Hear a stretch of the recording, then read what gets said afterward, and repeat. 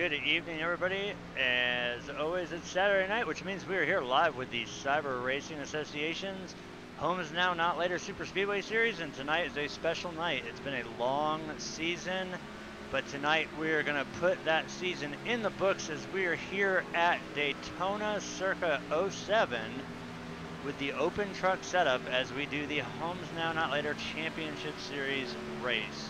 We've got 3 drivers from 3 teams that are going to be competing it out here to see who is going to get crowned champion. We have the 2 of Rick Seabrands representing Sim Nation.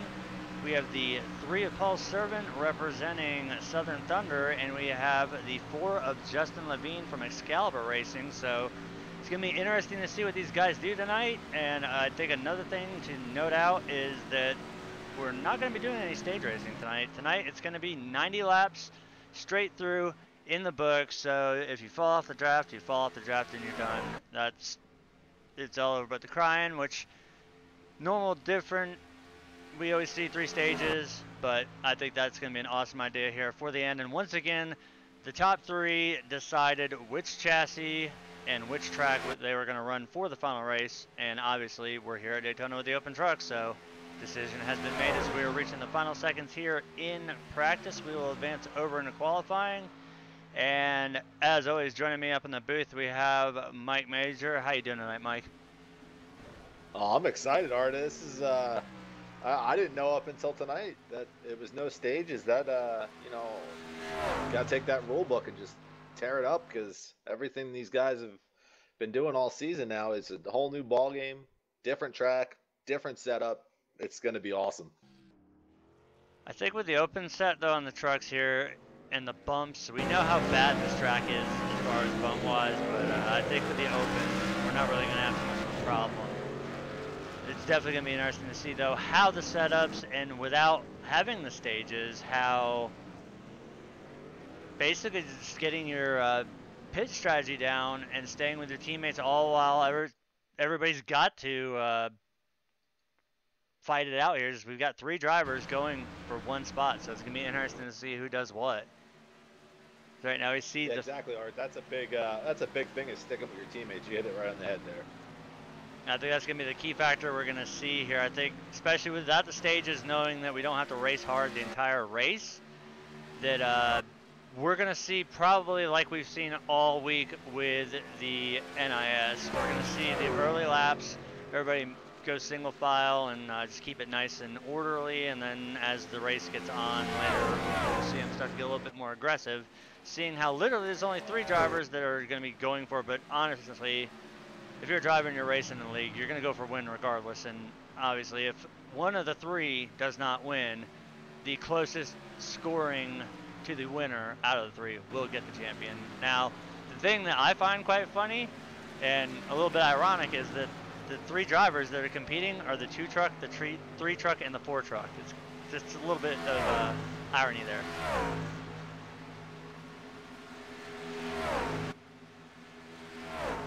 We wait for times to start coming in here.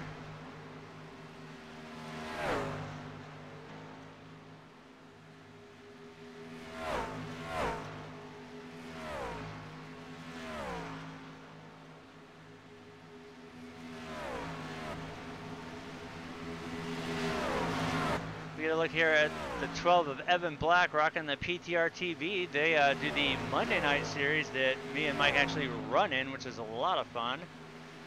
See what Evan does out here on his qualifying lap.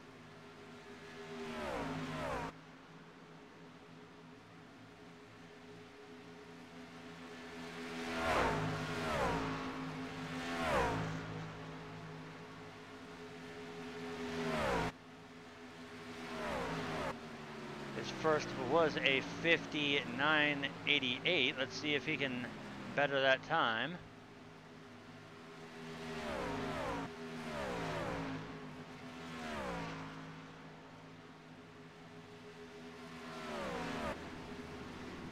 And as he crosses the line that time, he's going to be scored with a 50.241, which right now will put him in 3rd position. Meanwhile, we get a look there at the 72 of Daniel Jackson. And now the 87 of Raymond Rittenhauer.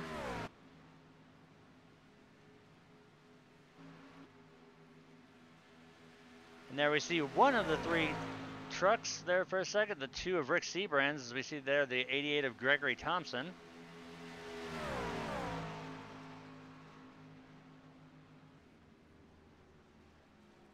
Right now, looking at the scoreboard, the highest scoring of the 3 championship drivers is the 2 of Rick Seabrand's with a 49.976, as we can see him there on the screen. So while these drivers are hammering out and finishing up qualifying, we're going to ask that everybody please rise and remove their hats as we bring out the U.S. Army Marching Band for tonight's final national anthem of the season here with Cyber Racing Association.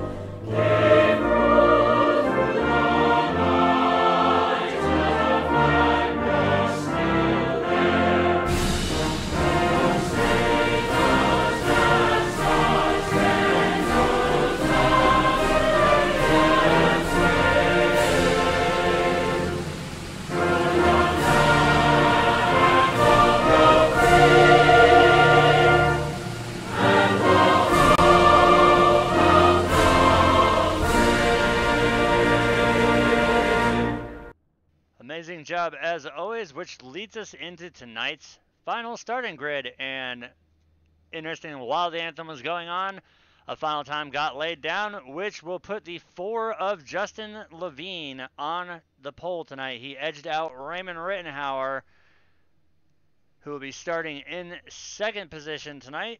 Rolling off 3rd will be the 66 of Bobby Tinch. R.D. Peterson Jr. in the 1 rolls off 4th. The 2 of Rick Seabrands will start in 5th. The 88 of Gregory Thompson rolls off 6th. Roddy Klein in the 96 will roll off 7th.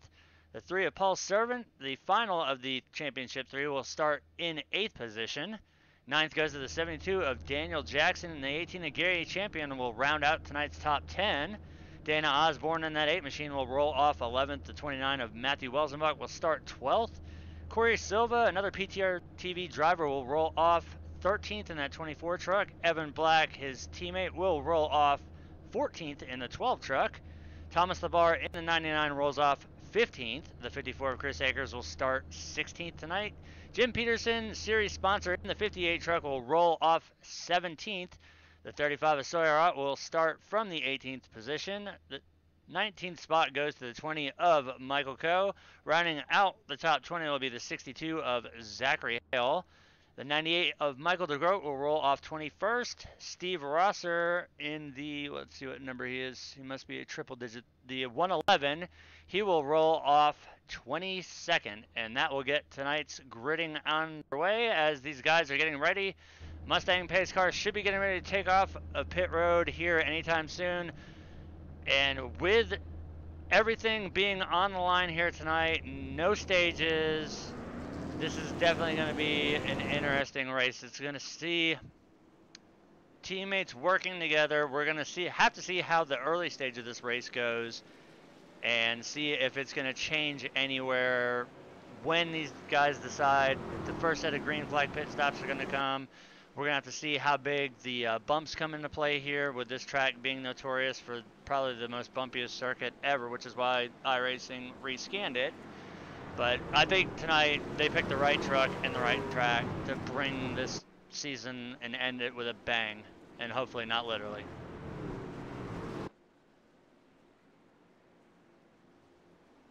And as always, we've got Mike on Brett Bodine's beer status. What is he doing tonight here for the final race? Well, seeing how this is a championship race, he has put down the beer and he has champagne. Ooh, fancy. Yeti cooler full of champagne.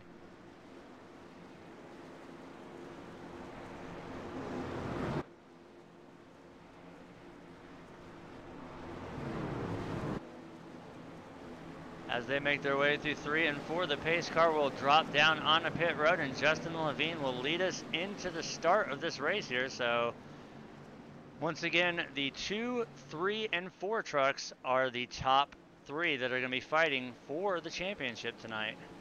So 3 teams, 3 drivers. Pace car is going to be making its way down pit road now as we get ready for the initial start of the race. Green flag, green flag. Let's do it.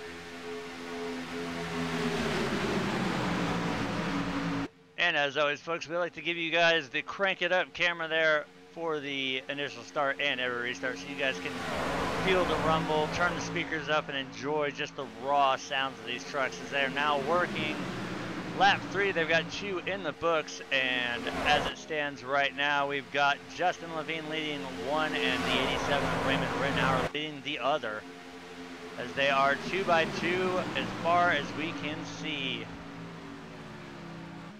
I think the interesting thing to note is while we were on the crank it up cam, on the first lap we saw the 8 of Dana Osborne on the backstretch. He dropped to the tail end of the field, which is a little bit of an odd thing to see.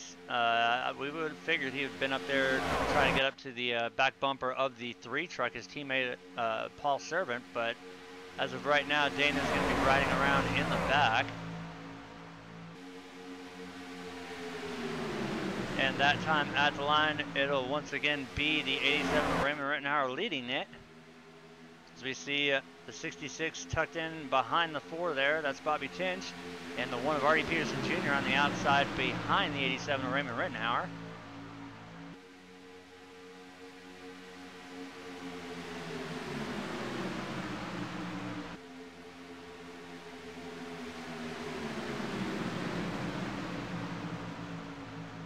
We see several trucks there. They're still gathering it up there. I don't know what happened there. We see a little bit of damage there, but good job by the drivers not bringing out an early caution like today's Xfinity race, which started off with an early caution, and they did an amazing long green flag run, and hopefully I'm not spoiling it for anybody who might not have caught it yet. Let's just say that they ran way over regulation of what they were supposed to in the race. They had way too much NASCAR overtime.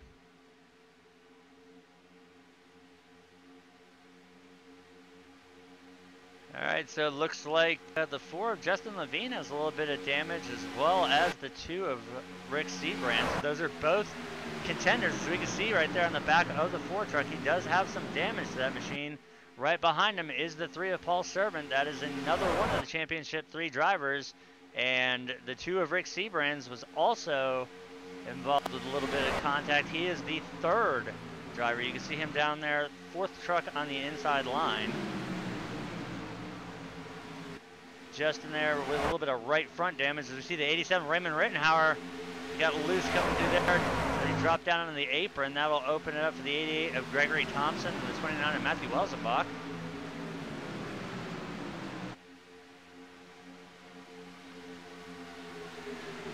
Looking at the back of that 2 machine of Rick Sebrands. He's got a bit of a wedgie going on. So already 2 of the 3 championship drivers with some slightly damaged trucks. The only unaffected one right now so far being the 3 of Paul Servant. And now with this not being stage racing and having that happen early on, as they just now have completed 6 laps, we have seen that there's definitely a big gap between this lead pack here and the guys that were involved with either peeling off or when everybody checked up.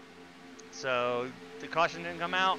Unfortunately for them, that means that they're just gonna have to work twice as hard, or somebody's gonna have to wreck to get the field bunched back up. Meanwhile, power move there by the 3 of Paul Servant as he's gonna inherit the lead there on the lower line. See the 12 there of Evan Black. He's leading the charge on the outside.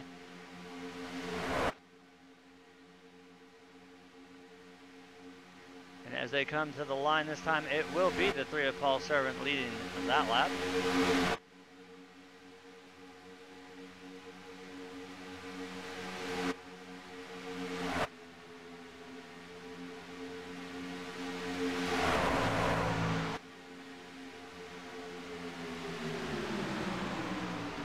See the run now that the outside line is getting as they barrel down the backstretch here. I think another key thing to note about this track is that as bumpy as it is, the outside line through the corner is a lot more stable than riding down there against that yellow line. It is very, very bumpy down there. So these guys that are able to stick it down there and stay competitive, they've got to have some killer setups underneath those trucks because it is absolutely brutal on the bottom groove here.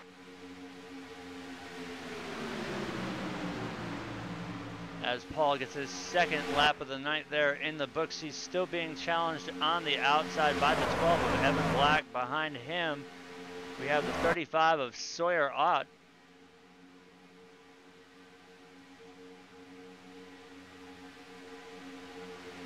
And directly behind him, the 24 of Corey Silva.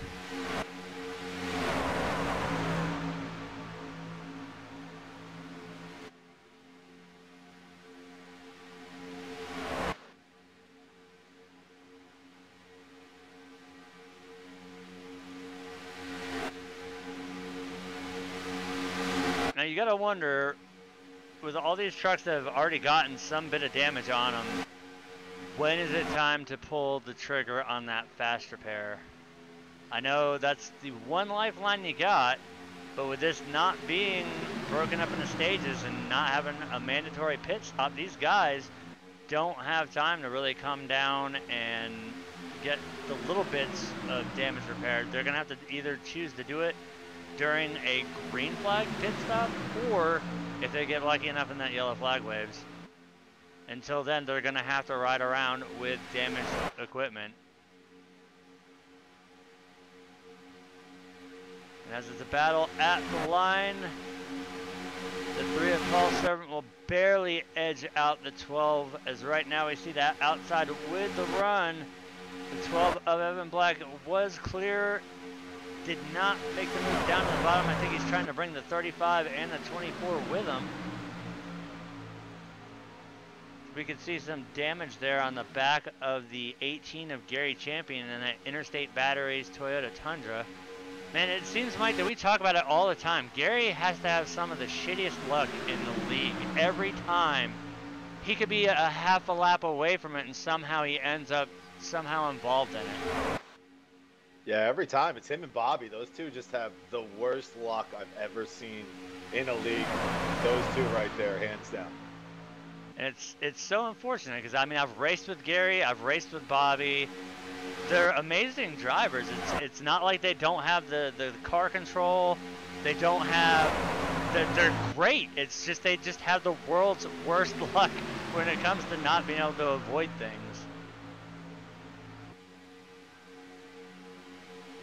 As we got league owner Dwayne Cooper over here in live chat.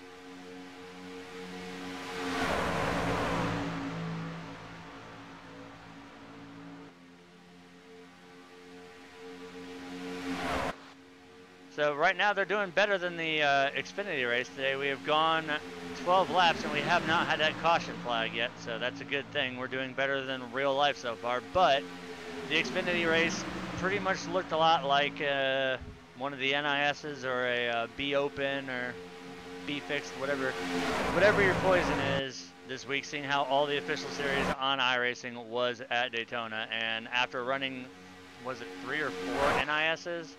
I don't want to see that track again for quite some time.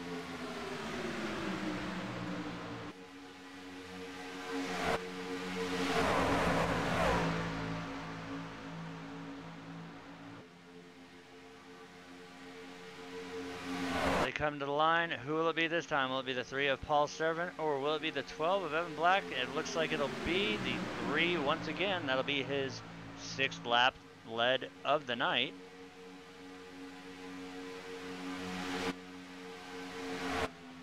You really got to start to wonder how much longer can the 4 and 35 push those front 2 cars without getting too hot.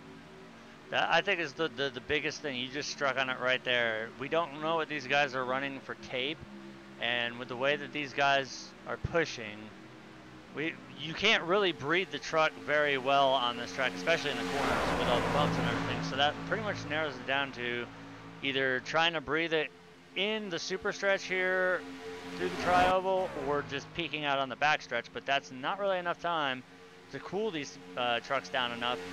And we haven't really seen a lot of drivers cycle out, but we are starting to see the upper line starting to die off a little bit, and the bottom line starting to fill up with more trucks. We still do have 5 on the upper group, but as we can see here, it looks like the lower line's starting to form a lot more. So I think we're right at the edge of seeing some drivers.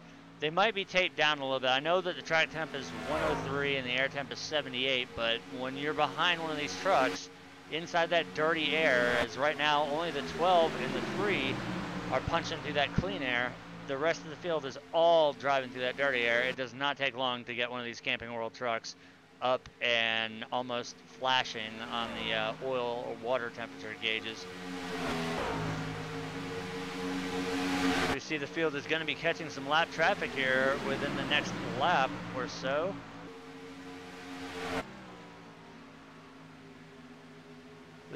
They'll be coming up on DeGroat. He is down 3 laps already. He drops to the apron. Great move there by the 98 of Michael DeGroat. That helps keep everything going.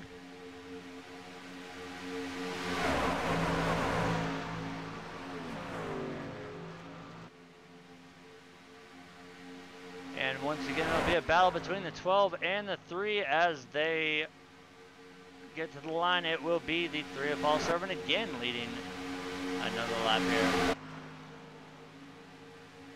Now I know, as always, it says 100 laps up there, but we will be doing 90 laps. Those 10, oh, as we see his truck, looks like he got the wall there, 96. That is Roddy Klein, part of the PTR TV team there. Did a good job.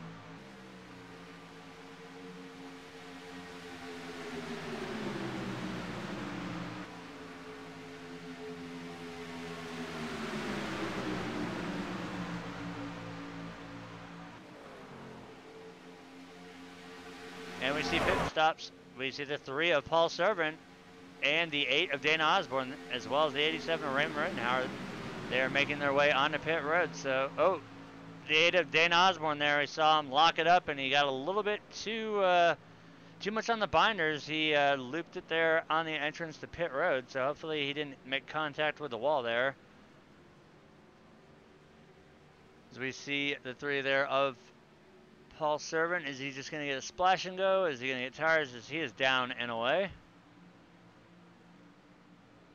Meanwhile, as we focus back out front, That'll put the lead to the 12 of Evan Black. We got Sawyer out in the 35 on the outside. It's going to be interesting to see what the strategy calls. We see more drivers peeling down pit road.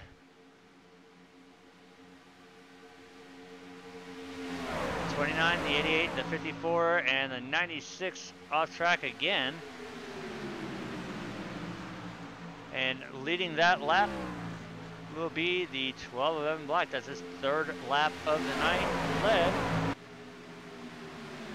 You see the 4 of Justin Levine right there behind him, and behind that the 24 of Corey Silva as they come up on the 8 of Dana Osborne.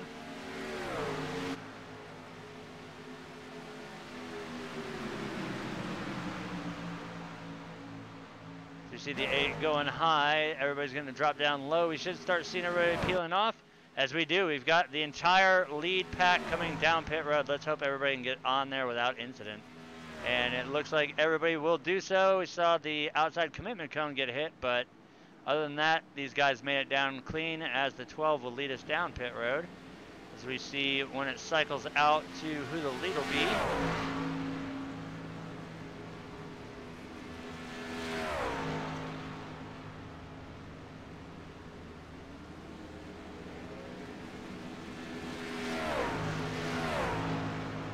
As we were waiting for all these drivers, we see right now the 12 of Evan Black still being scored as your race leader as he makes his way off of pit road.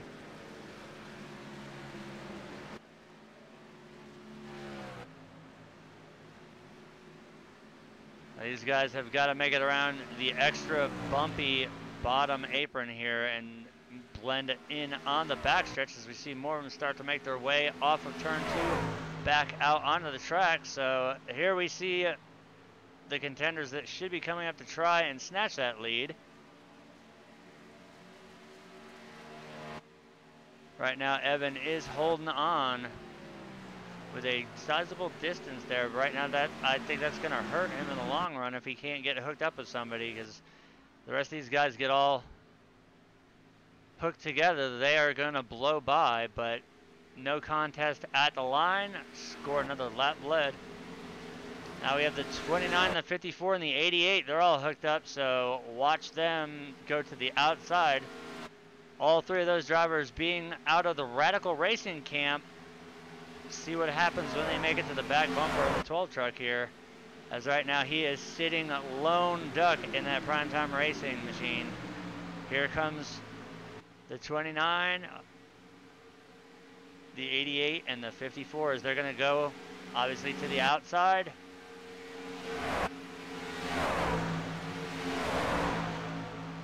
And hand the lead over to the 29 of Matthew Welsenbach.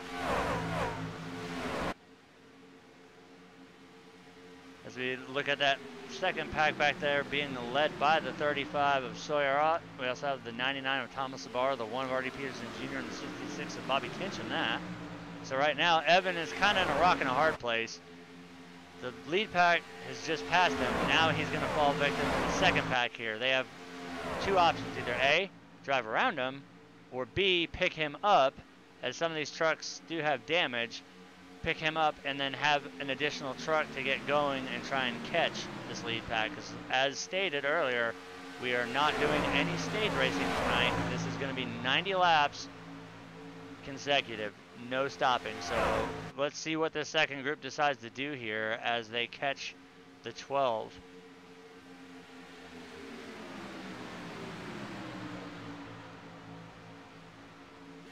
Right now it looks like the 99 of Thomas Abari, I'm showing some damage there to the front of that 99 machine. As we see, he is going to stay on the outside as well as the 1, the 66. See the 35, he's going to tuck in behind the 12. And then we have the 2 of Rick Seabrands there on the back of that outside line. So Evan will get picked up by the 35, so he will not lose the draft. And they will get back up. And looking back, you can see way back there, that's 5 seconds. That's the distance between the 2 of Rick Seabrands and the 3 of Paul Servant. And as these guys are getting closer and closer, they're going to start pulling that time. As now we see the second pack that has caught up to the main pack is going to try challenging on the outside, as now the 12 has been able to get back up to the rear bumper of the 88, as we see the 88 give the 29 a shot going down the backstretch there.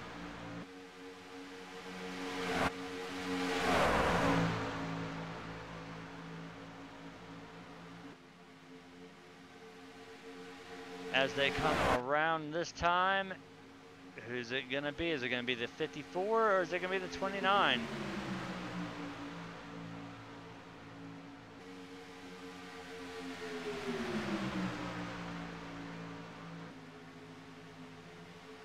And we're going to go a little bit further back here in the field. We're going to go back to the 4 of Justin Levine, as we see the 4 right there. He is hooked up with the 3 of Paul Servant. The 87 of Raymond Rittenhauer leading this group. This is 10th, 11th, 12th, and that's Gary right there. He is 13th. So we've got the 87. Right now I'm showing him in 19th, 1 lap down. So he is leading this group right here. Now there is a substantial gap from these guys to the main pack, so it's going to take a lot of work. As you can see them up there double file, these guys have got to run. It's an 8-second gap right now, and it's only going to extend if these guys, they really need to kind of stay right where Raymond's got them right now, about middle groove there, so they're off the hideous bumps. Meanwhile, up front, looks like we're getting some 3-wide action going on. That's quickly going to dissolve there.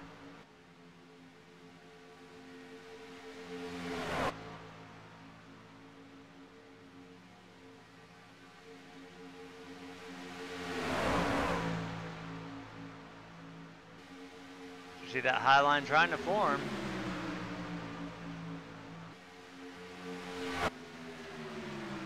That's the one thing that I love about this league. These guys are not afraid to take it 2 and 3 wide and stay that way for several laps at a time here.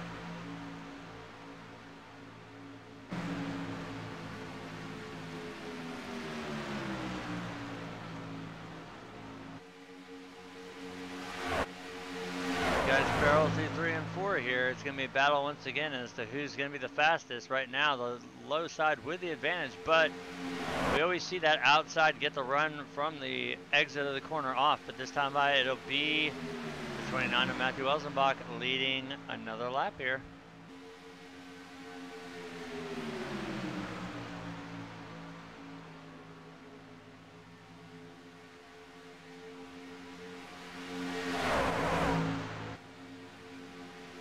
Right now, the 3 of Paul Servant's got the most laps led with 9, but Welzenbach is closing in very quickly with 7. The 4 of Justin Levine with 2 laps, the 88 with 1, the 12 of Evan Black with 5.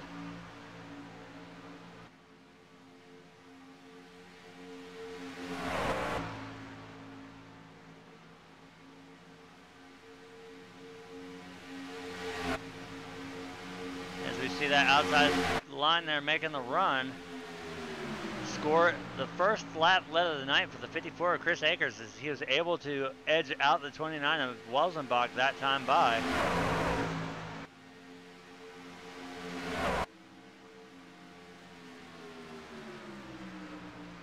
And as I'm hearing through communications here, the 3 and the 4 are starting to catch up, but they're making very, very slow progress, which they need to kind of really find some extra RPM somehow in those machines to try and get back up here with these guys. And we're going to go ahead and pull some speed on these guys and see what they're doing. So we look at the 54, 191. We should see about a $192. See 192 going into 1 and 2 there. And then we'll go back to, say, the 3 of Paul Servant, 193 there. So these guys are making up a little ground, but they're going to have to be leapfrogging here a lot seeing how there's only 5 of them working in a single line here. So as one truck gets hot, like right now Justin is pushing the 3. When he gets hot, he's gonna have to bail out, so that'll leapfrog drivers around. But as we go back up towards the lead pack, we can see that they're right now, these guys are still about 187. The leaders that are 190. I don't know, I think they might not be too far off of pace. If they can keep up what they're doing and these guys stay too wide here, it might not be too long before they start to reel them in a little bit. It appears they pulled about a second. It was about an 8.5 second. Now they're 7 seconds off the back of the 2 truck of Rick Seabrands, who is currently being scored in 8th position. As we see, the 54 has dropped down in front of the 29. That'll open the outside line up for the 1 of Artie Peterson Jr.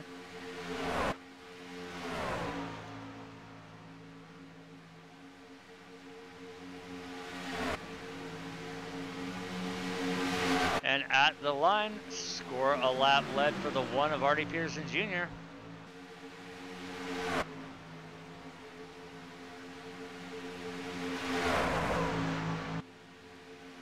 You can see right there that Artie was clear through all of 1 and 2. He did not take the spot, and now that might open up for some 3 wide. And now we see the 1 will drop as they go into turn 3, so that will hand the bottom lead over to the 1 and open the outside line up for the 35 of Sawyer Ott, who's being pushed by the 66 of Bobby Tinch, as well as the 2 of Rick Seabrands.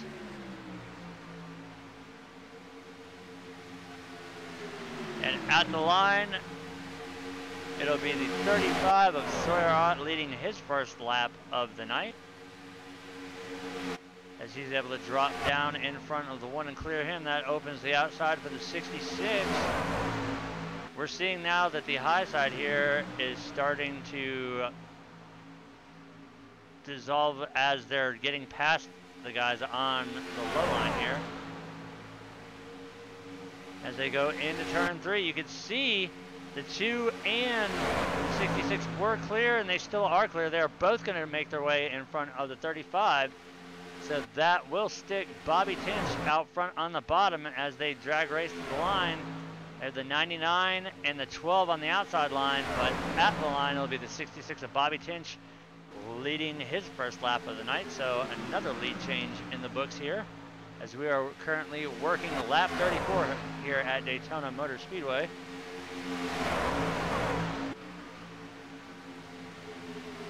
So looking right now at the 3rd place truck of Rick Seabrands, it's a 7.9 second gap back to the 3 of Paul Servant being scored in 10th right now.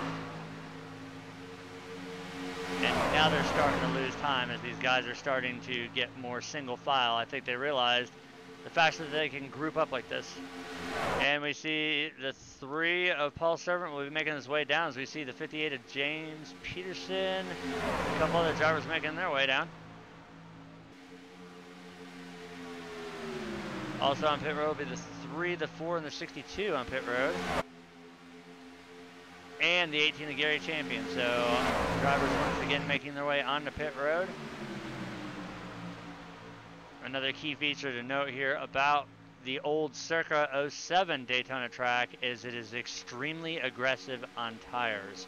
So with this being only 35 laps in, these guys making their 2nd green flag stops, it's because of tires.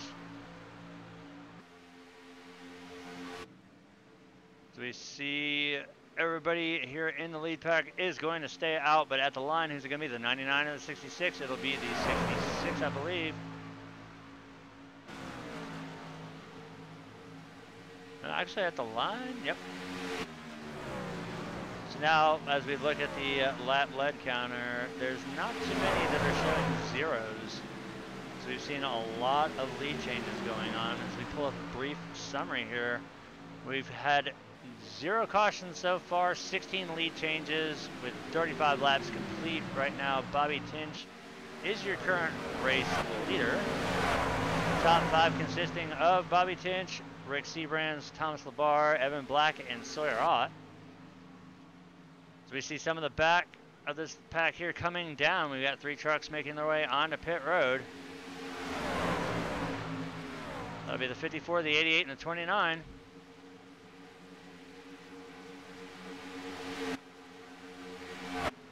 So once again, we see Radical Racing making a team green flag pit stop.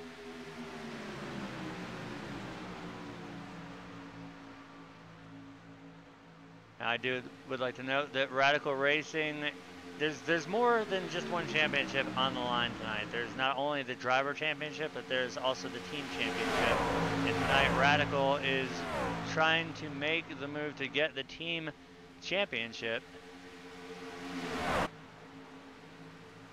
As we come to complete lap 37 here, once again, it will be the 66 of Bobby Finch there on the inside, leading his 4th lap of the night.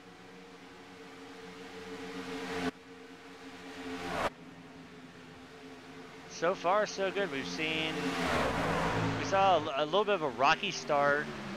Some guys got some damage, as we can see clearly there from the back of the 2 truck there of Rick Seabrands. He's got what we commonly like to refer to on iRacing as a wedgie.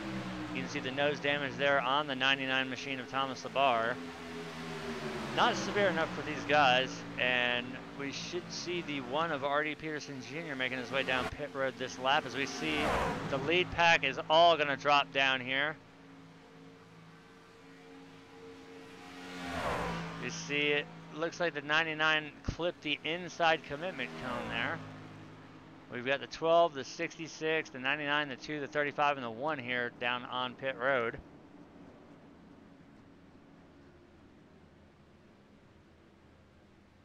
They're hitting their marks.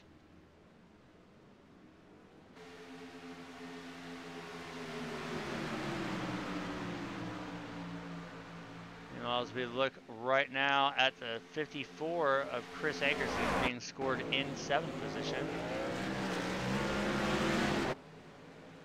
So you see the drivers racing their way off pit road.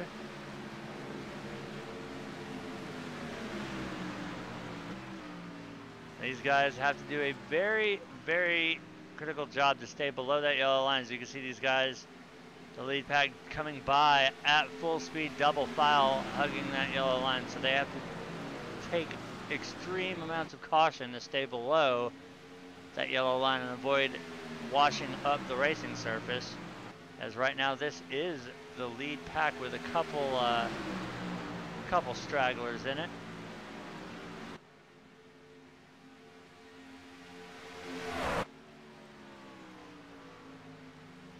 So a quick rundown right now of the top 10. We've got the 54 out front, followed by the 29 of Matthew Welsenbach, the 88 of Gregory Thompson, the 66 of Bobby Tinch, 2 of Rick Seabrands, R.D. Peterson Jr. and the 1. 35 of Sawyer off the 4 of Justin Levine, the 62 of Zachary Hale and Paul Servant will round out the top 10.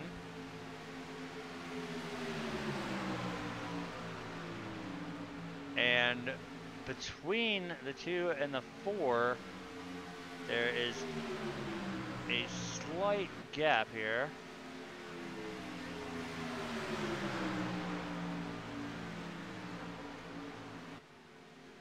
And we've got the 4, the 2, and the 63 hooked up together there. Look for them to start making their way up towards these guys here. As we're going to be 3 wide here through the tri-oval as they get around the 96 of Roddy Klein.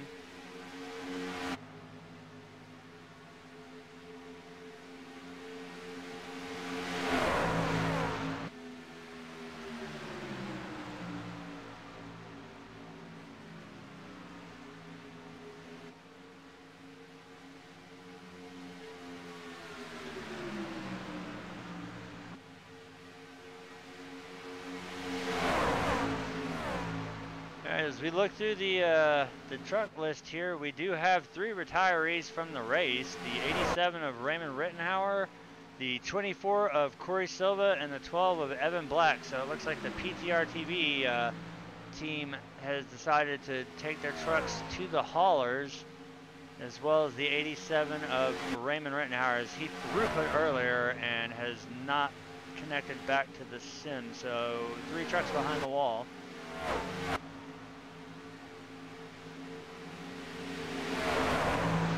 right here as we focus off. This is not the lead, but this is the battle here for the championship. The 2 of Rick Seabrands, the 3 of Paul Servant, and the 4 of Justin Levine.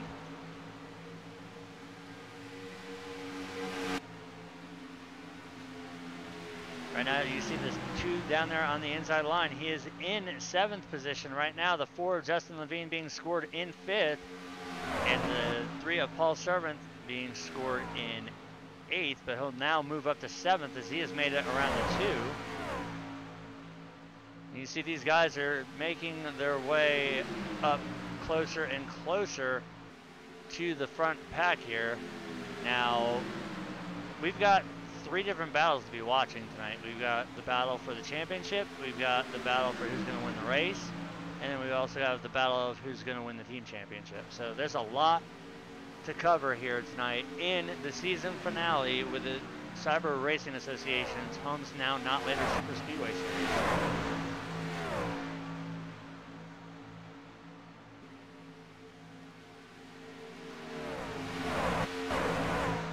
Now you can see there that the 4 of Justin Levine has got some help from the 62. They are both Excalibur drivers.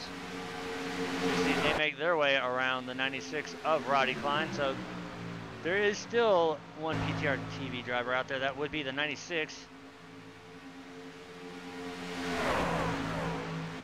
He is being scored 3 laps down.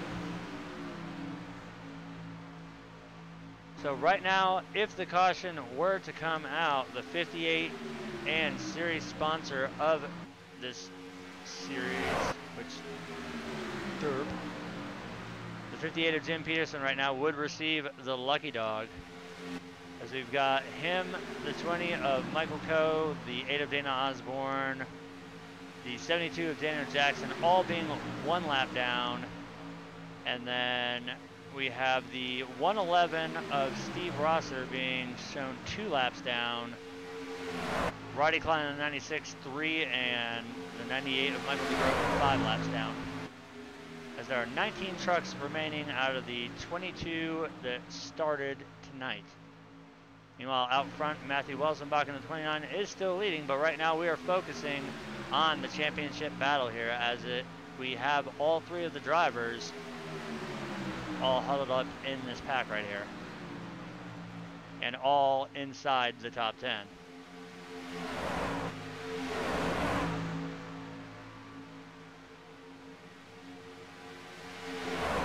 So we are now halfway into the race.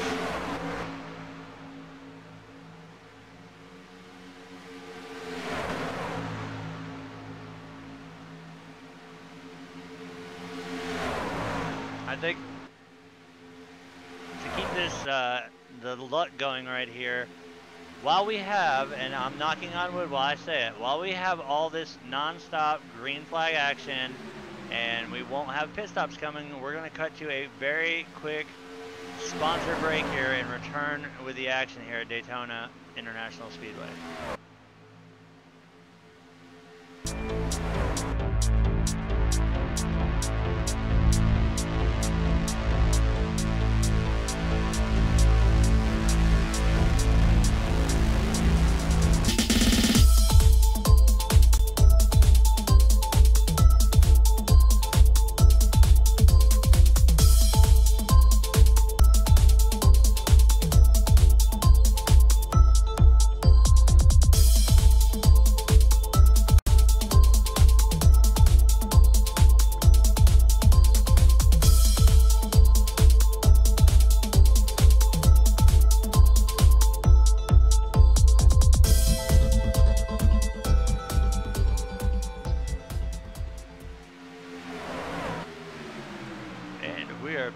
With the action here, not much changed.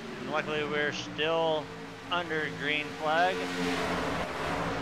I think a nice thing to note out here is that out of the 2 drivers in contention here tonight for the driver championship, the 3 and the 4 have been working with each other for at least about the last 20 laps. Now we see that they have gotten separated by the 62, but that is another Excalibur driver, which is the same team that the 4 of Justin Levine is on. So Justin not in any danger here. He knows that if he needs to and they get the run, his teammate will bail out or somehow get around free. But right now these guys kind of really need to stay tucked up like this so they can try and catch the front pack that the 29 is still leading. And these guys are absolutely on a tear as they're starting to pull some time on the leaders. They're pulling roughly around half a second a lap. So these guys, definitely look for them to start getting closer and closer and closer to the lead pack. As we're going to filter up there quickly, we're going to go ahead and take a look up at the front. I see these guys are dealing with some lap traffic. They are 3 wide through the tri-oval.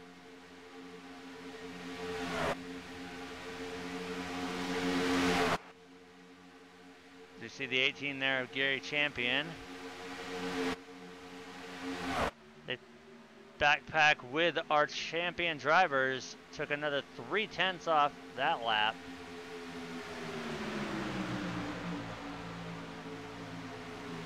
As we go to the most exciting, it's trying to, as we can see now on the backstretch, there's the lead pack and there is the group we have been talking about. Those are the 3 championship contenders and a few trucks that are working with them. They are hauling the mail and they are making their way up to this lead pack right here.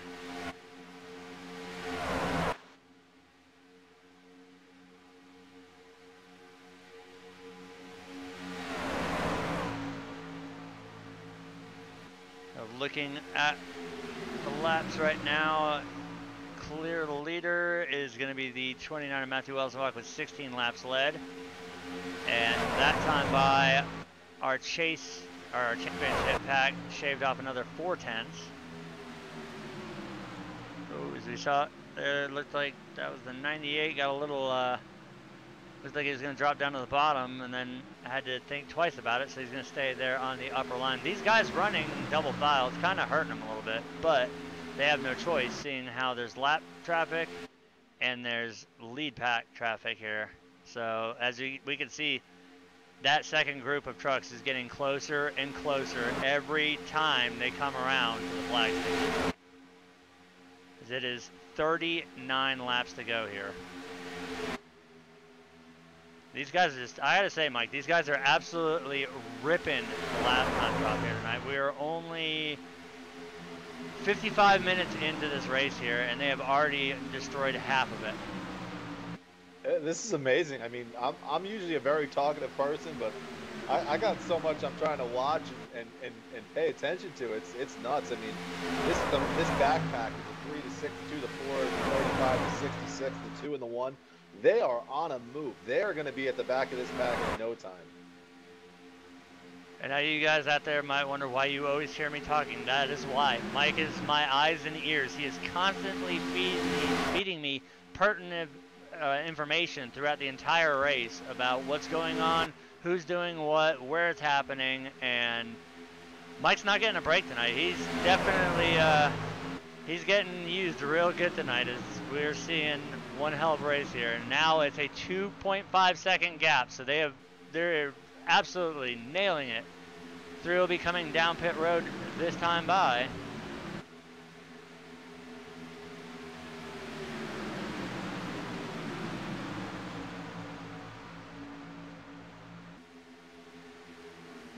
We see a mass influx of drivers coming down pit road. Let's see if they can get it all slowed up and safely on. They're 3 wide on the pit road. Everybody does a great job getting their trucks on pit road. Multiple teams.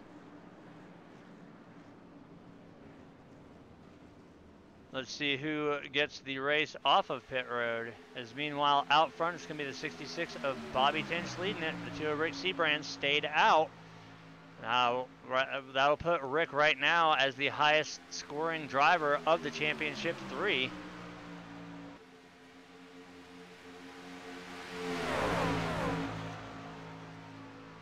These 4 drivers here, the 66, the 2, the 1, and the 88, that is all Sim Nation, so they are opting to stay out, or the 99, excuse me. They're all opting to stay out. As we see now, everybody who just came down pit road making their way off of one of the hardest pit road exits on the NASCAR circuit. Well, back in 2007. As we see a little bit of smoke, it looks like the 62 there might have got a little bit loose coming off a turn 2. He's able to gather it up. That's going to hurt him. I think that one of the drivers, though, did hang back to pick him up. As we see the 3 and the 4, no surprise that they are hooked nose to tail, and look for them to be working with each other as we are getting closer and closer to putting this season in the books and crowning a champion here tonight at Daytona International Speedway.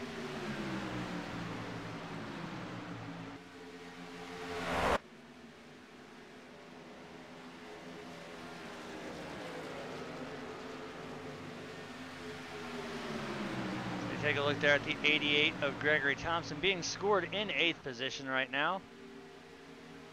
We can see that they are catching Sim Nation as they come to 3 and 4 here.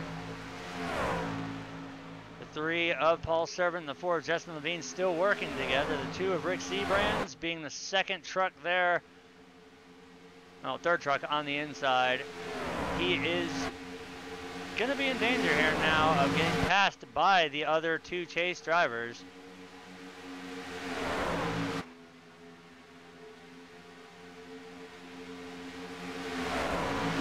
You see the gap is definitely closing very quickly.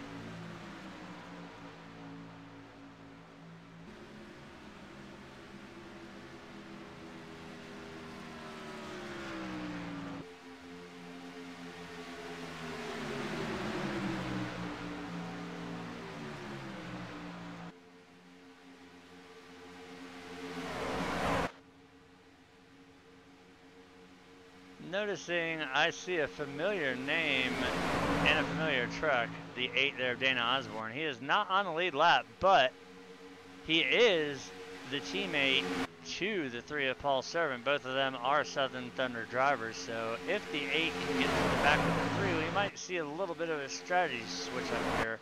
Or we might see the 8 work with the 4 and the 3. Who knows? Tonight it's going to be a It's going to be a free-for-all. As right now, we see the 3 of Paul Servant on the outside being pushed by the 4 of Justin Levine. They're trying to get around the 2 of Rick Seabrands. Right now, Rick's got the help of his entire team right there with him. At the line, it'll be the 3 of Paul Servant leading that lap.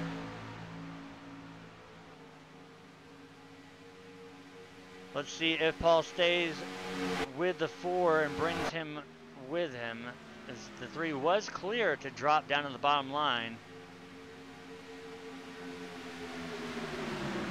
I think tonight, right now, even though both of them are fighting for the same title, that if they can both benefit from something, that they are definitely going to work together as long as physically possible. As we see right there, they tried to both drop down, and the 3 will come back up to pick the 4 back up.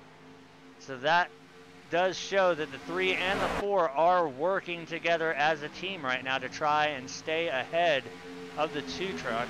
As both of them right now are clear, we should see them both drop as they both do there. So that will bring the 3 of Paul Servant and the 4 of Justin Levine around Sim Nation. Now we've got the 35 of Sawyer Ott, the 8 of Dana Osborne, the 29 of Matthew Welzenbach, and the 88 of Gregory Thompson there on the outside line.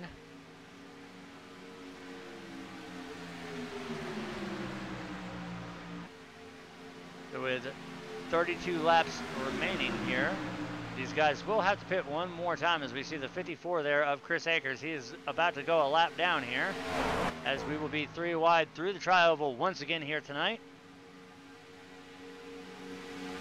They make it through without incident, and I've really got to, I don't want to say it too early, but the way these guys have been driving right now, my hat is off to them for keeping it green flags from the start of the race so far, and hopefully, like I said, that does not change anything. I think tonight, with this everything being on the line, the team championship, the driver championship, and this being the last race of the season, I think we're going to see some of the cleanest racing that we have seen in cyber history as we moved off of last week, where we saw some of the questionable racing going on, but it did straighten out later in the race.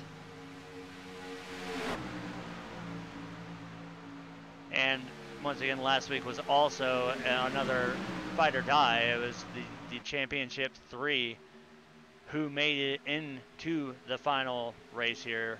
And obviously the last week the winner was before Justin Levine,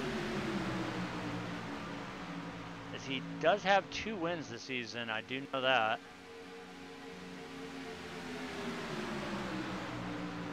We see the 111 there getting lapped by the field here. He's going to go high. He gets a little piece of the wall there, and again, and possibly again, but no harm, no foul.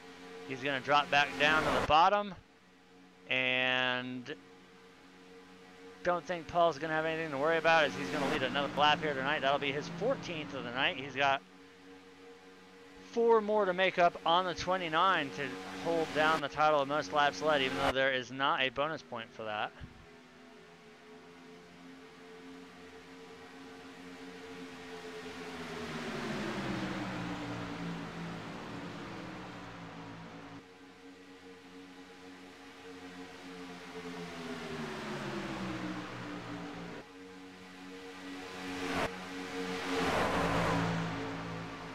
See the 4 there get a little bit of an apron hook. Sometimes it does happen a lot if you're staring at the back of these trucks.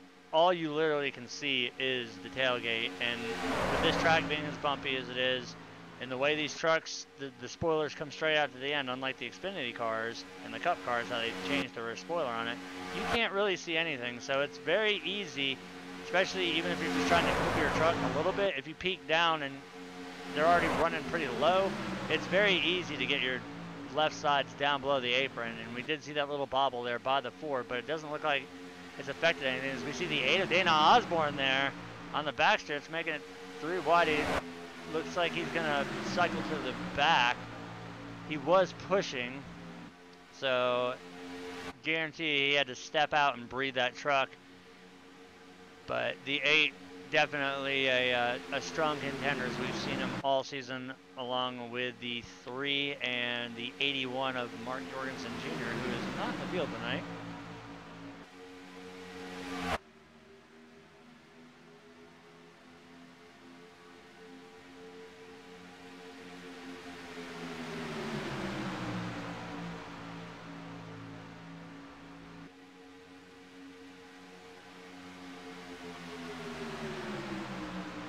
Now, I don't know if you guys can really see it from the camera view here, but this further solidifies the teamwork here between the 3 and the 4. You can see, right there you can see it. The 3, when he's exiting the corner, he's coming up about a half a lane.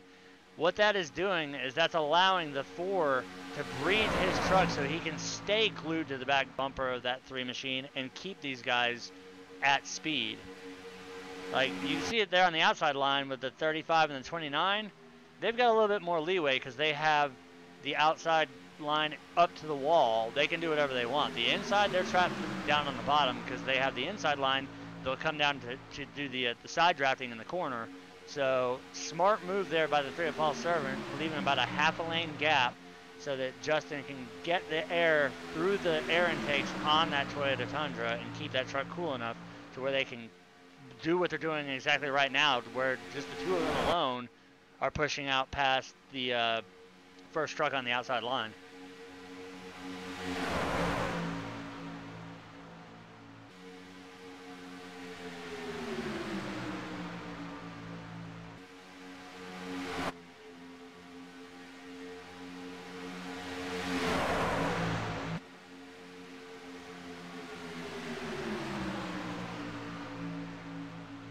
As we see once again, there's a great shot showing it right there. The 3 coming up gave the 4 plenty of room there to get the air through that grill and cool it down. And like I said earlier during the race, it is very, very tough to breathe these trucks in the corners due to how rough the racing surface was back on the circa 07 track. As you can see, these trucks cycling up and down. We'll actually go on board with our race leader here and let you guys go show you exactly how bumpy it is down there on that bottom groove.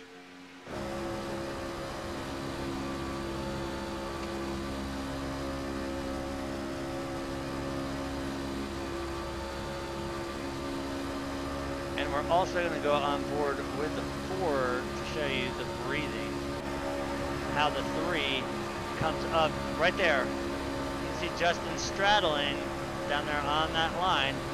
He's breathing that truck every time he steps the nose out just a little bit. And you see the 3 moved up there, giving the 4 the opportunity anytime he needs to drop his truck down to the inside to get some air and keep that truck cool.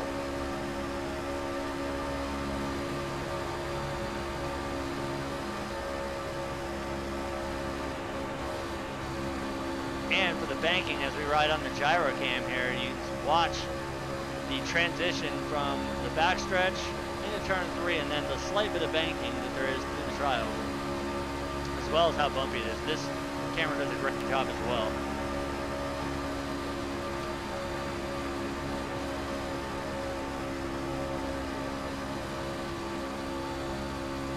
Now that right there, you can tell by the amount of banking out of 3 and 4, that's a lot of the reason why 9 times out of 10 when we see these guys wreck, how hard it is even with the brakes locked down for them to stay under control. Because if they go up the track, Newton's law, gravity is going to come into effect and it's going to pull that truck back down the hill regardless whether you're on the brakes or you're not. So when we do see a wreck here at a plate track, usually it's a self-cleaning track, kind of like Dover is, but all it takes is a driver thinking that the truck that might be up on the high side at the time is going to stay up there.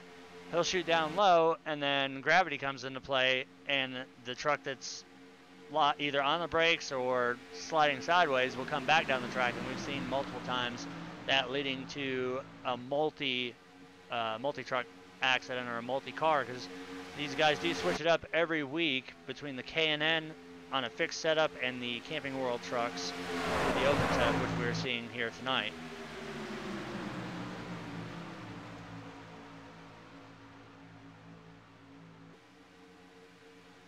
No, not a lot has changed here. We're still seeing the same tactics being employed here between the 3 of Paul Servant and the 4 of Justin Levine as they continue to work together as we come to 21 laps to go.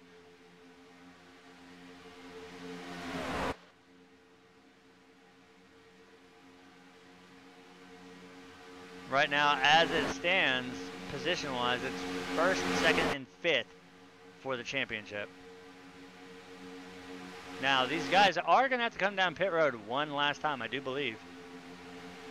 So that is going to definitely make the strategy the most important. And I think looking at all the strategies being employed tonight, I think the alliance between Southern Thunder and Excalibur right now seems to be the shining example between the 3 of Paul Servant and the 4 of Justin Levine.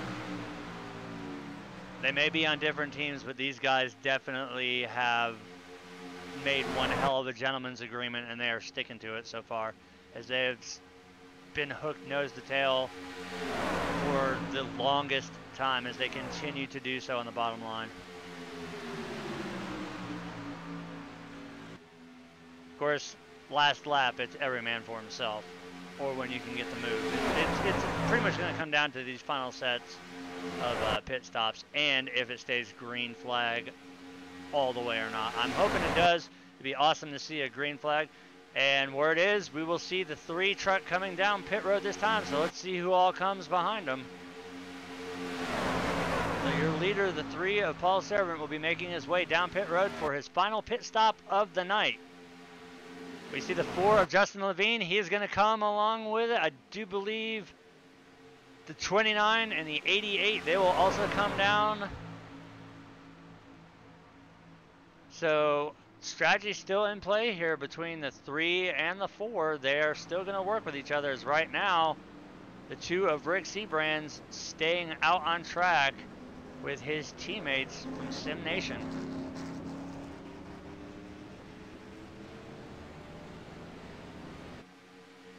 see them right there now on the backstretch. See the 66, the 2, the 1, the 99. We got the 35 in the mix as well as the 72 there of Daniel Jackson. Right now, Bobby Tinch being scored as your leader as we see the 35 and the 72 making their way down pit road right now for their final stops.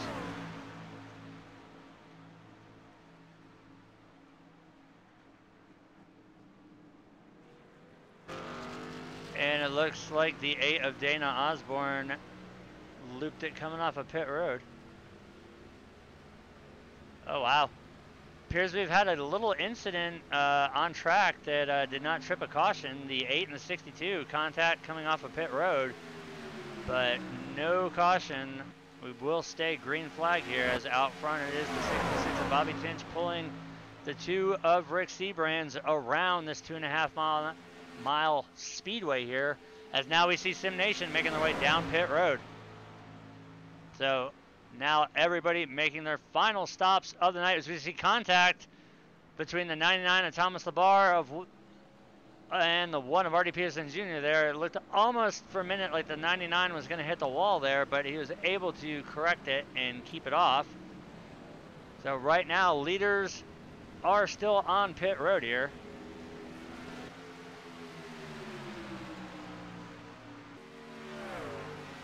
As we see now the 3, as we see the smoke, somebody's got a blown motor. That's either the 8 of Dana Osborne. Yep, that is the 8 of Dana Osborne.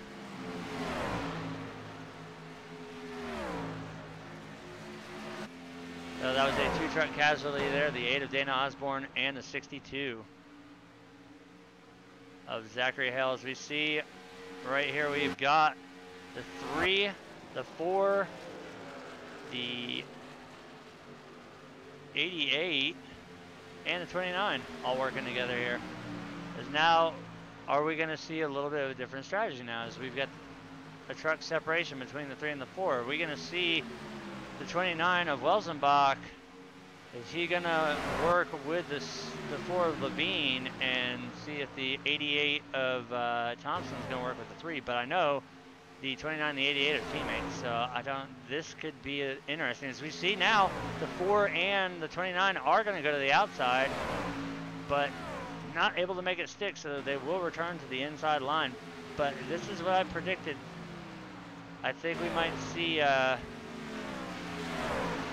3 different teams coming together here to try and sew up a championship. But right now, with 15 laps remaining, still a little bit too early to make a move. So I think right now the safest thing to have happen with the 3, the 88, the 4, and the 29 is just to stick together in a single car tandem here and kind of wait it out and then make your move with maybe off a turn 2 last lap. As we saw, that seemed to be the race winning strategy today during the Xfinity race. Even though they had 8,000 chances to restart the race and they had an unlimited amount. All I know is when the race should have ended, the sun was still shining, and when the race did end, there was a hell of a lot of shade on the front stretch. We see lap traffic coming around. That's the 1 of Artie Peterson Jr. These guys are making their way by. Artie Peterson Jr. right now being scored in 7th position. As out front, it is the 2 of Rick Seabrands, the 66 of Bobby Tinch, and then we've got the 3 of Paul Servant here. As we can see, there's the 2 truck and the 66. You can see that these guys here, the other 2 championship contenders, with the help from the 88 and the 29, they are reeling in the 2 and the 66 at a very, very rapid pace here as they continue to do so. With 13 laps remaining here. Right now it's still anybody's ball game, but right now it seems that the 2 having one teammate, here comes the move. We see the 2, he looked like he was gonna come down and we saw him blink a little bit there.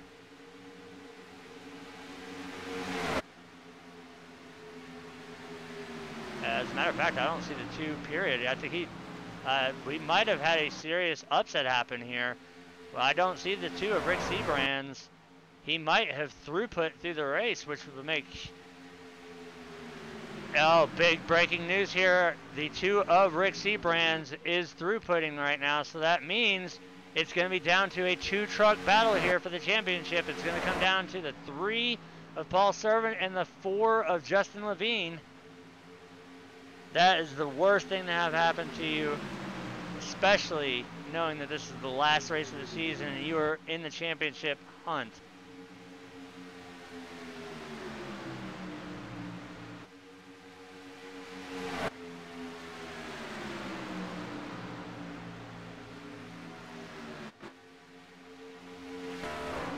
We're still waiting for confirmation of the throughput, but his quality is still dropping, so the signs are not looking good for Sim Nation here, as the 2 of Rick Seabrands is unedited, and it's official, the 2 of Rick Seabrands has officially throughputed. So he is going to have to hopefully get that sorted out and reconnect to the sim, but unfortunately, that is going to flush his championship dreams down the toilet this season, as now it's going to be between the 3 of Paul Servant and the 4 of Justin Levine. As right now, we've got the 66 of Bobby Tinch and the 4 of Justin Levine. He's going to go up there with the 29 of Matthew Welsenbach. Now we're going to see, with 11 laps remaining here in the race, who is going to do it. Is Bobby going to pull the 4 to the lead? As we see, Bobby drops to the inside, so that's going to open the door for the 4. Now, we see the 29. He's kind of hovering back and forth between staying on the bottom line or coming at the top, as we see the 4 absolutely side drafting the daylights out of the 3. He's trying to get as much as he can, as right now he's going to be stuck odd man out on the outside line right now.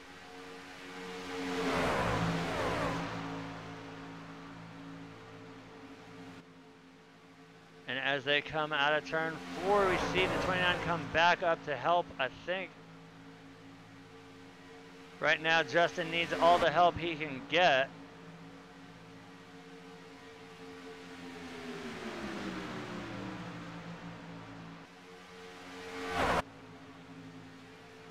So your current race leader is the 6 of Bobby Tinch, 66. But your current championship leader is hard to tell, because 1 second it's the 3, 1 second it's the 4. It's literally going to come down to, is anybody going to work with that 4 truck on the outside? As we're down into single-digit laps remaining here, the time is fast approaching for one of these 2 drivers to make the move of the season. So you see at the line there that time, Justin was ahead of the 3, and just to confirm, the 2 of Rick Seabrand has participated. Oh, contact between the 3 and the 4. The 3, still going around. As we see the 88, no caution as of yet. That's going to work in favor of the 4 of Justin Levine. Great job, though, by the 3 of Paul Servant and the 88 of Gregory Thompson for saving us. Now we see the 54 get a little bit of the apron here. And now there is a huge gap opened up between the 3. Right now, he is definitely hurting now, as the 4 still does have the draft. We've got the 29 and the 66. And then the 4 of Justin Levine being the only championship truck inside the top 5 now. Well, Paul is currently still in 4th, but as soon as this other pack gets him, they're going to eat him alive. Now, that one should have been a caution right there, because we saw not only the 3 sideways on the track, but also the 88 sideways on the track. But the fact that there was no other trucks directly behind them, I think that's what iRacing deemed it not a caution, which unfortunately this week, I think I can go ahead and call bullshit on that one, because it's happened in all the NISs I've run in, all the B Opens, the B Fix, the C Opens, the C Fix. It doesn't matter what the hell I raced at Daytona. It seems that they've got the cautions all messed up, because we've had cars. I know me and Mike ran an NIS together, a fixed NIS, and there was a car completely sideways at the front of the pack. big wreck, no caution. We stayed green flag. So I think iRacing really needs to get their crap together and fix this, because that's a serious thing that has, even though this is league racing, this is championship on the line here, and right now it's going to be a runaway with the 4 of Justin Levine, as we'll be down to 5 laps to go as we come to the stripe this time by.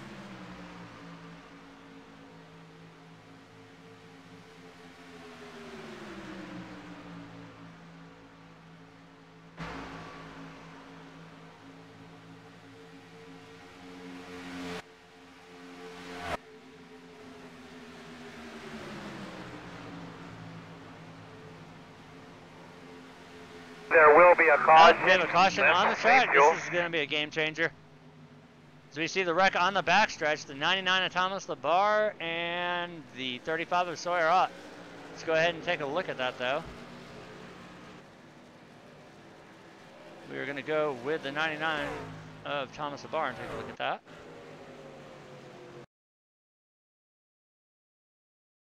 So we back it up a little bit here. We're going to see what happened. See if it was just a bump gone bad or whatnot.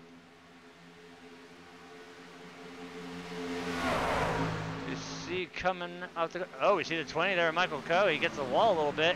Makes contact with the 99. The 99 has nowhere to go and center punches the side of the 35. So that's what will bring out our caution there. But good job by both drivers keeping it down there. But once again, it was the 20 making contact with the wall, came down, made contact with the 99, which in turn caused the 99 to make contact with the 35. So that's going to shake things up big time here. This is potentially going to set us, this is actually going to set us up for a green-white checker finish. So we will more than likely go into NASCAR overtime with this one. Right now, if I'm the 3 of Paul Servan, I am so thankful, because he had no chance until that caution came out, and now he's right back in it. He has a chance of getting this championship. Yeah, right now Paul's probably feeling like Chase Elliott and Elliott Sadler during the Xfinity race, when they both had to come down and serve a black flag for the contact rule for drafting down the backstretch, and they got the caution that they needed and were able to rally back up. But that's definitely what the 3 of Paul Servant needed tonight to hopefully, as we can see the damage on the 4, if anybody comes down the pit, I highly doubt it, but looking at the damage on the 4, he's got some very, very extensive damage to the nose of that 4 Toyota Tundra there. But we also know that the 3, he also has some damage, but I don't think it's anywhere quite as severe as the nose of that 4 truck.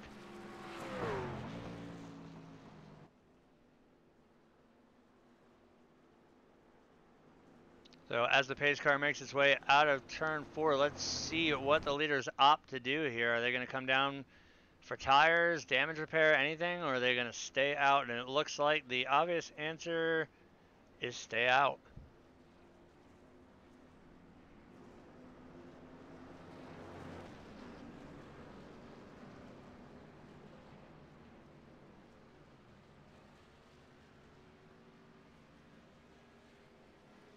You can see it almost looks like the 3 has some his axle's pushed out, or his truck arm has been broken a little bit. We saw that happen during the Xfinity race today. I believe it was the, I can't remember which number it was, but something let go in the truck arm let go in the back of one of the cars and sent him around really hard on the outside wall.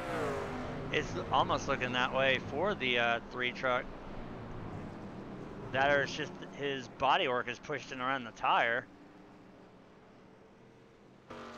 And it does appear that it is just the aero. So both of these trucks have some aero, but I think the big factor is going to be the nose on the 3 is clean. The 4 is, as you can see from here, and we're sitting way up in the air, you can clearly see how bent the nose is on that 4 truck. It's all going to come down to who's going to help who, as we will be heading in to NASCAR overtime.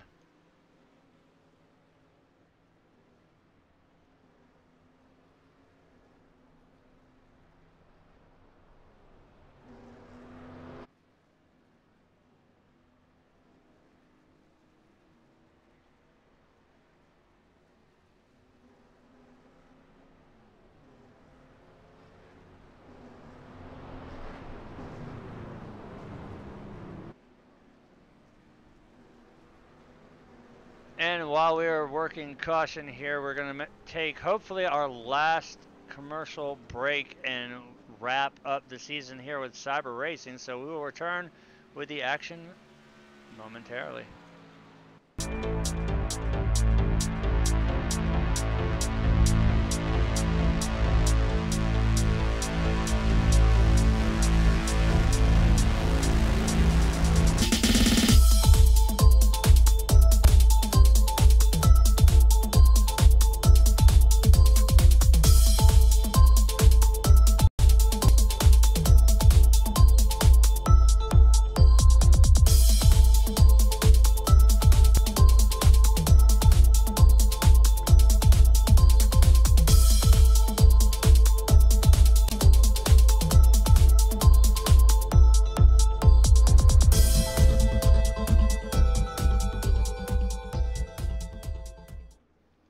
Back here with nonstop action here at Daytona International Speedway with the Cyber Racing Association's Homes Now Not Later Super Speedway Series. We will be doing a green-white checker finish here as the lights on the pace car are out. We're going to double the field up here, and I think the key thing to note here is we got the 2 championship contenders, the 4 of Justin Levine starting on the inside line in 3rd, and the 3 of Paul Servant. See, I screwed up.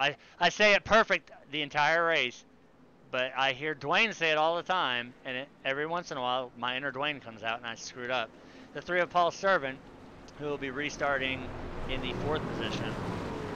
So the 4 and 3rd, and the 3rd and 4th, and with the green and white checker here, they are not allowed to go 3 wide until they get to the backstretch.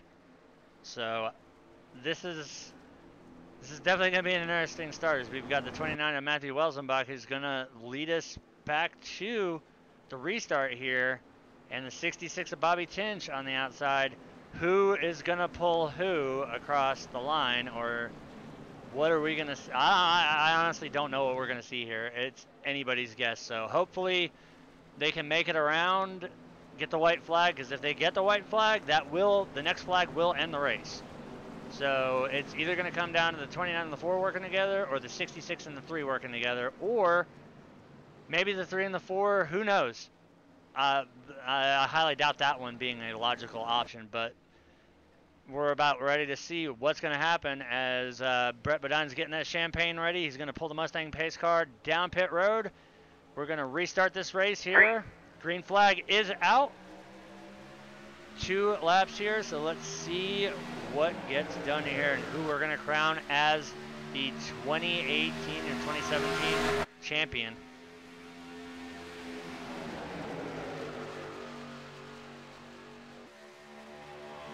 I think it might come down to who runs a better line around the track for these next 2 laps here. Ooh, a little contact there between the 66 and the 4.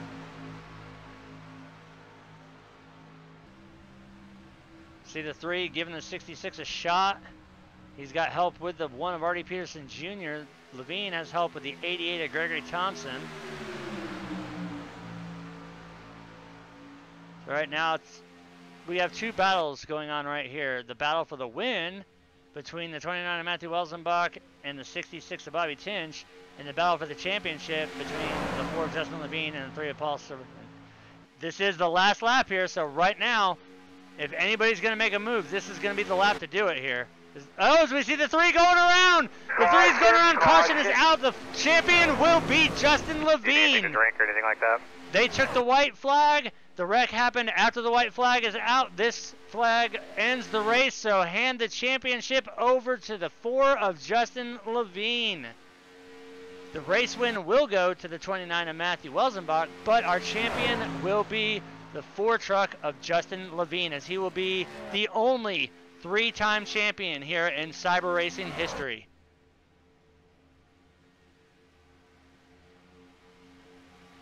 And I do believe that will also shore up Radical, or no, it won't either. We're gonna have to take a look and find out who secured the team championship, because there were 3 on the line here. There's driver, there's team, and then That we're gonna have to go back and look and see what happened there with the 3. I want to see what happened. Let's back up and take a look here. I know it happened quite a ways back. Here they are as they're coming into turn 1. This is the white flag lap. We see contact between him and the 88, as well as the 1, the 35, the 18, the 72. And I don't know if it was the 3 might have drifted down or did the 88 drift up a little bit.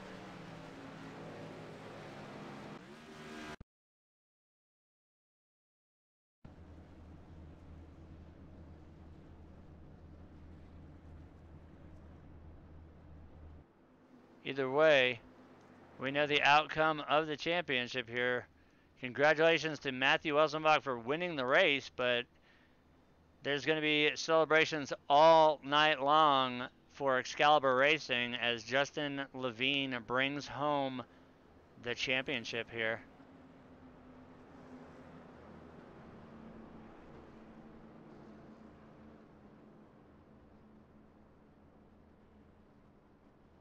Now these guys do have to finish the laps up here and kind of wind it out. We're going to give them a little bit of time to kind of calm down. I know Justin's going to be extremely happy. We're going to get a great interview out of the 29 of Matthew Welsenbach, and not really, we'll get the 3 side to see what happened. And that is confirmed through Dwayne. That's 2 years back-to-back. Radical Racing is taking the team championship, so it's confirmed there. And now we are going to bring in our race winner, the 29 of Matthew Welsenbach. Track. All right, Matt, dude, you won the race, man. How's it feel? Hey, Art, how's it going? Didn't last week when I finished third, didn't I say I was hopefully going to talk to you next week? Because, if they pick 07, it's a good track to me. You called it, and we're interviewing you with the win here, and most notably, you towed the champion behind you. We were wondering what was going to happen with Bobby on the outside, with Paul behind him, and Justin behind you, how that was going to play out with the green-white checker.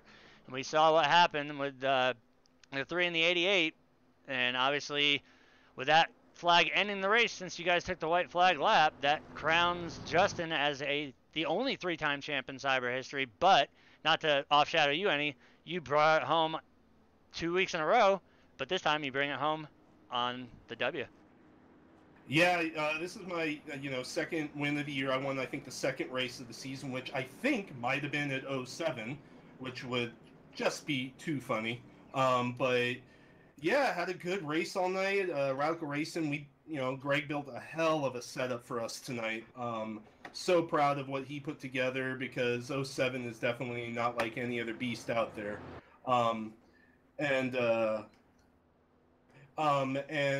Just fun race. Kept the truck clean all night. I mean, you guys were broadcasting. We had an amazing race. I know it ended, with the yellow there, which I was leading when the yellow came out, and I was like, oh crap, am I gonna have the fuel? And luckily, it ended up working out for me. But yeah, I'm just excited. I've been really wanting to win another one this season. I've been, having some bad races, and I changed my attitude. I was like, you know what? I'm going to show up and just have fun. I'm not going to get angry if I get wrecked anymore. I'm just going to have fun. And, what's happened now? 2 weeks in a row, I finished third and bring home a win. And I think I might have led the most laps tonight. I know I was definitely up there. We had some great pit strategy. Me, Chris, and Greg. Unfortunately, Jim got a lap down early and couldn't recover. But again, I'm just stoked. I'm happy to bring this 29 Hope for Pause truck home in victory lane. Well, you do have a long list of accomplishments. You did win, you did lead the most laps, and you secured Radical Racing's second year in a row team championship. Oh, that's great. Jim is going to be tickled pink with that.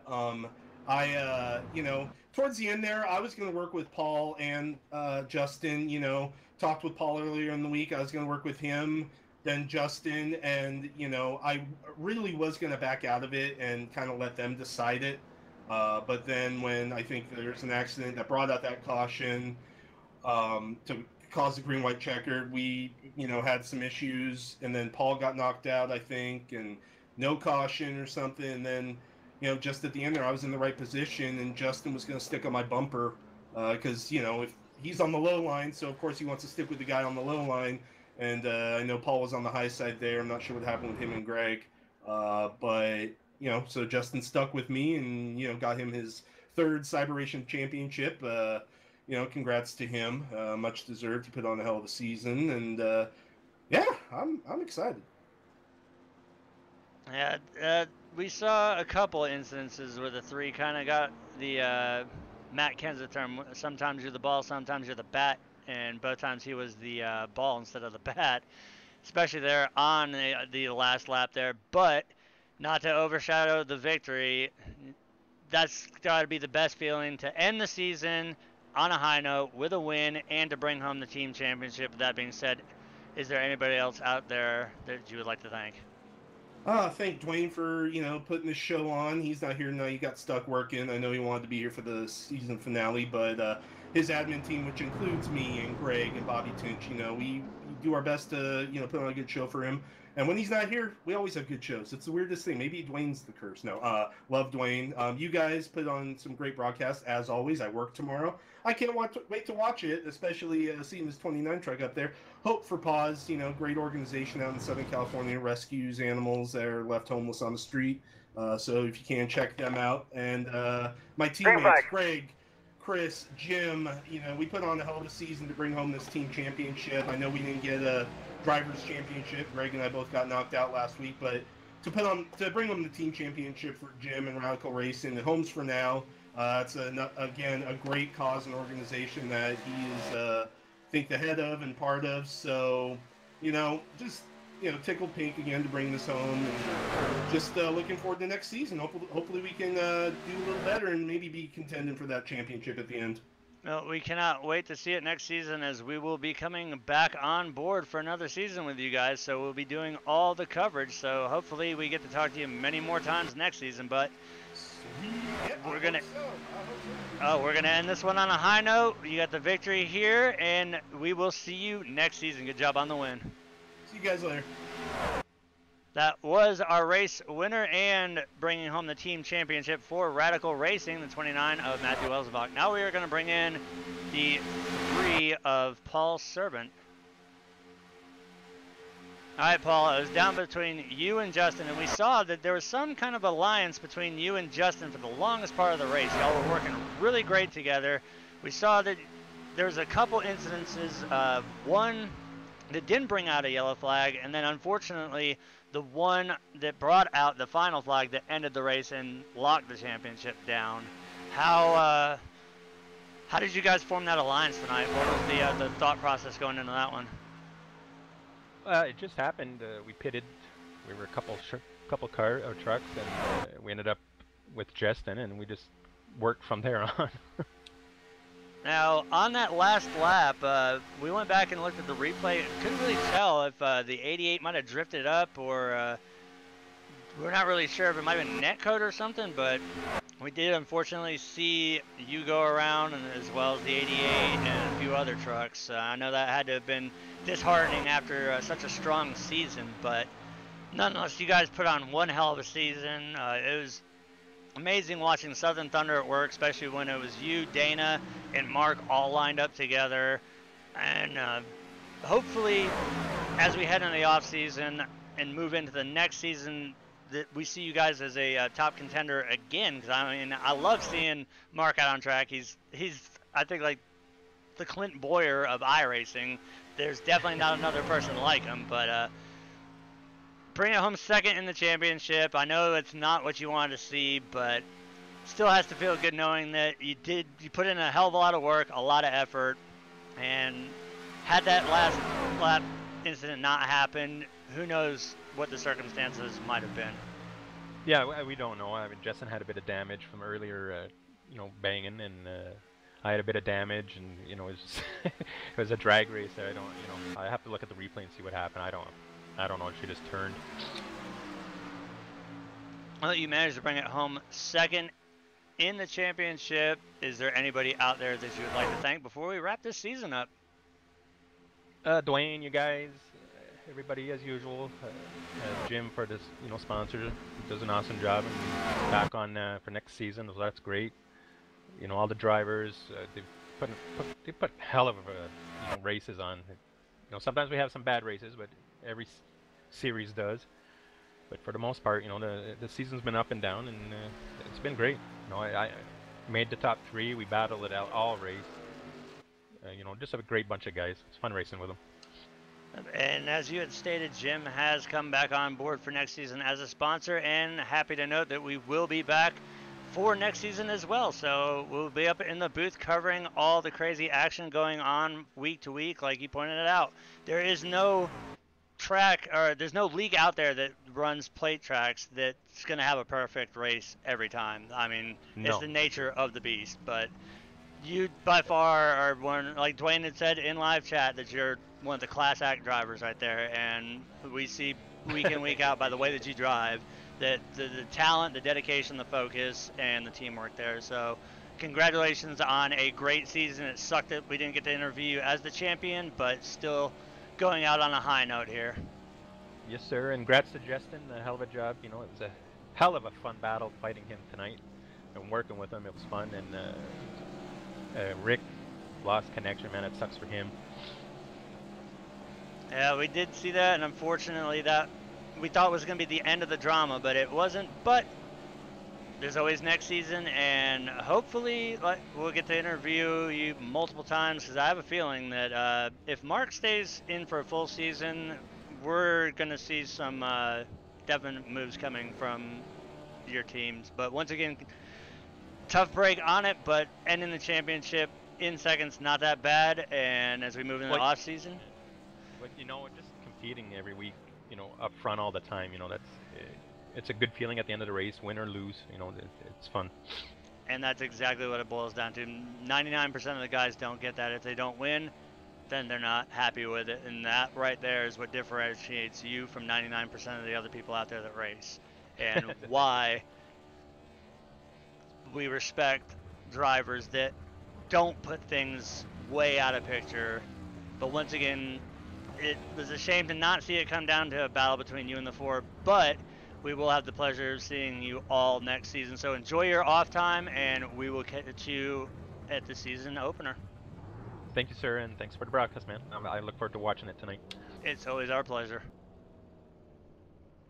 All right, and now we're going to bring in the party boy himself, the 4 of Justin Levine. All right, Justin, you are Mr. 3-time. Do we need to get a special trophy for that? I think so. I think you're starting to work on being like a virtual Richard Petty or Dale Earnhardt if you're going to keep this right up.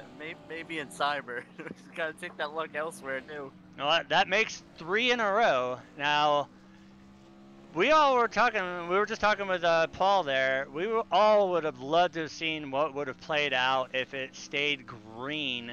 But unfortunately, there was contact there on the last lap. But we did see some hellaciously good racing. I mean, we've covered it all. We've had the highs, the lows, the green flag runs, the caution fests, the double, triple, quadruple restarts, all that. Tonight, I think everybody I know on the Facebook page was bitching about the final race being the trucks here at Daytona, but doing over the stages, I think y'all did pretty damn good. Oh, this was so much fun. I'm so happy me and Rick won this. Paul didn't vote for this, and unfortunately it kicked him in the ass. We did see, and we talked with Paul about the alliance. Tell us about the alliance that you made with the 3 truck, because we saw that you guys were working seamlessly with each other for pretty much the majority of the entire race. Yeah, I don't know what happened with Pitt. He pitted maybe a lap or maybe 2 laps before, and then I pitted with the next group right after, and we just were so separated. And Bobby, Rick, and I forgot what the other group, but it was like maybe a 5-6 car pack. They were just checking out on us. So when I had 3 cars, I saw Ray and Paul, and I said the only way we're gonna catch them is if we work together. I said, I'd rather race it me and you. And it worked. We were doing awesome. I feel terrible for Rick that his computer crapped out on him. He honestly, if it stayed green and he was in it, me and Paul were beating the crap out of each other, Rick would have ran away with it. Another key question I have to ask is how in the hell did you keep that Tundra from blowing up? You were glued to the back of that 3 truck for the majority of the race. Oh my god, 30 tape key, I swear. We were wondering, me and Mike were taking bets on how much tape you had on that truck because the amount of laps and the time we saw the 3 moving up to let you breathe and get as much air into that grill as possible, but we were taking bets on how low the tape was on that 4 truck, and now at 30%, that's why you didn't blow up. Oh yeah, always run 30% unless you're guaranteed teammates that will block for you. Now, knowing that you've got the 3rd champion sewed up, this is probably going to be an amazing off season for you, as we can see that Oh yeah. the track team is already bringing out the champagne bottles. So we're not going to hold you too much longer. But to be Cyber's only 3-time champ, that's got to be a great way to send out the season here. Oh yeah. I still can't believe it. When I saw them wrecking, I was like, "Oh, here we go! I'm gonna get hooked right to the wall," and Paul went right through me, and I was jumping for joy. Definitely have to check out my Twitch for me losing it. All right, with that being said, and this pretty much being the final words that we'll be interviewing for this entire season, is there anybody out there that you want to shout out or give thanks to? I want to thank you guys. You guys do such an awesome job. What a great season. I love having you guys on. I want to thank Dwayne for putting this on, Jim for sponsoring it, all of Excalibur, Dan, Paul, uh, who else? Gary, Zach. Zach for painting this truck. What an awesome looking truck. I love this truck. And everyone that helped, Tom, Dan, honestly, the entire Cyber drivers, because everybody definitely helped out one way or another throughout the season to get me here. All right, well, next season we will return with full coverage of the season, and hopefully we put Awesome. another notch on that belt and see you go 4 for 4. Oh yeah, gonna Oh, try. once again, congratulations on the championship. We look forward to the off season moving by as fast as it can and returning back with the action here. Awesome, thank you. All right, Mike, this has been a swan song season out of the 4 camp. He's the only 3-time champion. This will be his 3rd win of the season. I know they say death comes in 3s, but I think winning also comes in 3s. We saw a lot of things tonight. We saw Radical Racing seal the 2nd year in a row for the team championship. We got Welsenbach finally up in with another win. Back-to-back interviews. We've seen it all tonight. I mean, what more could you ask for? No, that was amazing. I felt like a little kid watching like the Super Bowl or the Stanley Cup. I'm sitting 2 inches away from my screen. My eyes aren't blinking. I'm getting all dry watching that. I mean, that was an amazing race. The whole race in general just was awesome. I mean, these guys on a hard track, open setup, they were just going. I mean, the people that worked together were working together really well. You had, guys from other teams pushing each other and working to try to get up there. It's a shame that Rick had that throughput issue, but I mean, that to me from watching this season, that was my favorite race. That was the best race all season. No segments. These guys just went at it, and it was great to watch. And with that covering the last race of the season, we're going to move into the off season, but there is still more racing, as tomorrow night we're going to be kicking off the Die Hard Racing League's Cup Series here at Daytona. Luckily, we'll be on the non-bumpy version, but I know you probably look forward as much as I do as to coming back next season and recovering these guys again as we've been brought back on with Jim. Me and him struck a deal earlier on in the season, so Jim will be coming back as a series sponsor. We will be back here as the broadcast crew. I can't wait for it, and I think honestly that's pretty much all we really need to say without spoiling it. So for everybody that's been tuning in week and week out throughout the season, I want to thank everybody. Without you guys and without the help of like people like Dwayne and Jim for sponsoring the series, with Homes Now, Not Later, guys, please go down in the description, check out the links. It's an amazing cause. Jim got approved with a contractor for building, I believe it's 12 little houses for the homeless and stuff. So that's great news coming out of that. And just go down there, check them out. It's a great nonprofit organization. It's a very, very good cause. And I want to personally thank him. I want to thank Dwayne for bringing us back in here as the broadcast crew. I know we've done this before in the past with me and Alan, but now we're back better than ever, and we'll be returning next season. Without Dwayne, none of this is possible because all this comes out of his pocket.